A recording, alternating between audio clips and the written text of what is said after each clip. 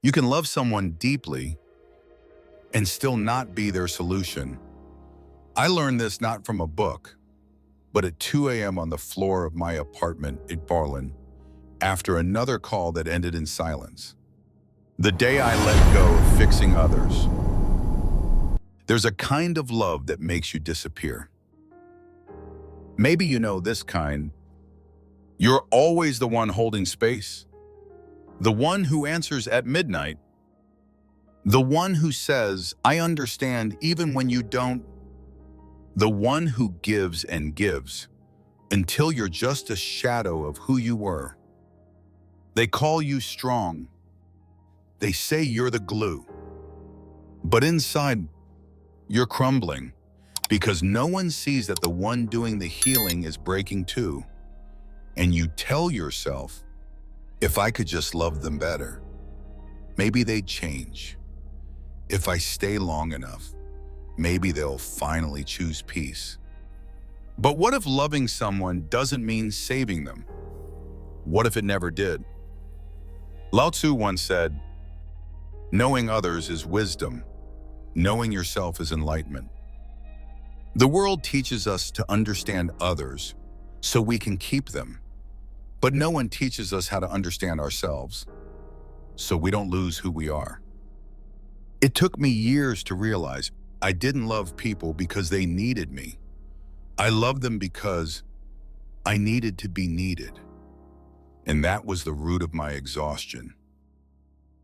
My apartment sits near Burnside Bridge. It was a winter night, rain tapping softly against the window.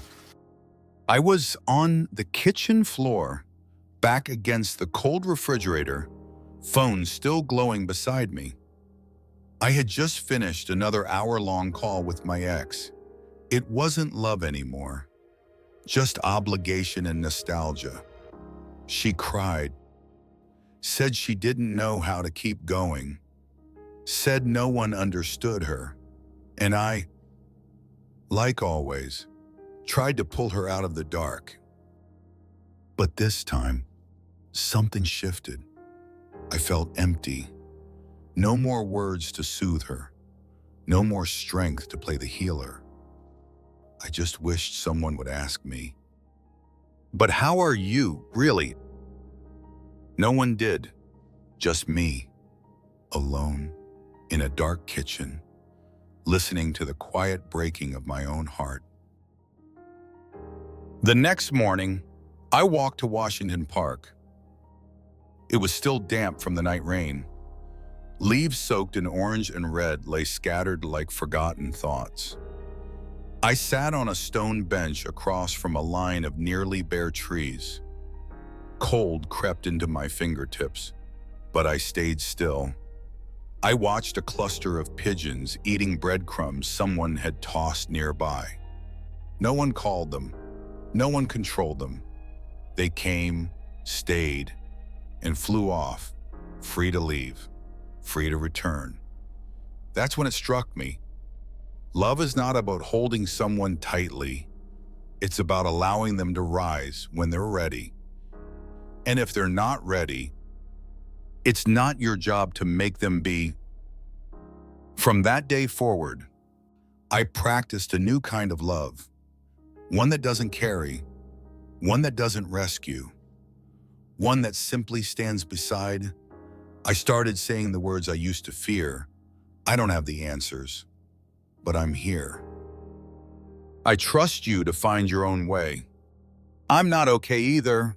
Can we just sit in silence? At first, I felt guilty. I thought I was becoming whole, but slowly, something beautiful happened. People began to stand on their own because they knew no one was going to stand for them. And I began to feel myself again, not as a role, not as a solution, but as a person. Even now, there are days I feel that ache. When someone I love is hurting, I still want to jump in, to solve, to soothe, to soften. But I pause, I breathe, and I remember you cannot learn someone else's lesson for them. Just because you can carry someone doesn't mean you should. I remember my friend Jesse. We met in college. He was the type who self-destructed beautifully, charismatic, deep, but always in chaos.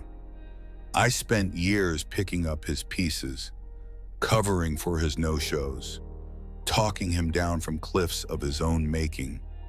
He called me his anchor, and I believed him.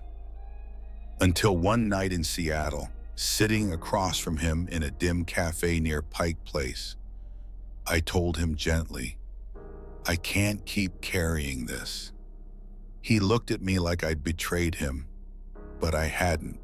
I had just returned to myself. He didn't thank me. We drifted apart, but that was the night I realized some people don't want healing, they want an audience, and I no longer wanted to be one. Letting go didn't change everything overnight, but it changed how I breathed, how I slept, how I spoke to myself. I had more space for joy, for quiet mornings, for real connection. I stopped checking my phone every few minutes for someone else's crisis. I started checking in with my own heart. If you're the strong one, the one people lean on, the one everyone unloads onto and then forgets to check in with, please hear this. You're allowed to be tired. You're allowed to not know how to fix anyone. You're allowed to just be. Letting go of the fixer role doesn't make you selfish. It makes you real. If this video made you exhale, or reminded you of a version of yourself you've been trying to protect, leave a comment. I read every one. Subscribe to Bare Soul Notes. This channel isn't about perfection. It's for the ones still learning how to carry themselves. One gentle breath at a time. I'll see you tomorrow with another story, another heartbeat, another quiet truth. Knowing others is wisdom. Knowing yourself is enlightenment. Lao Tzu once said, "I used to think I understood everyone else so well, until I realized I'd never stopped long enough to understand myself."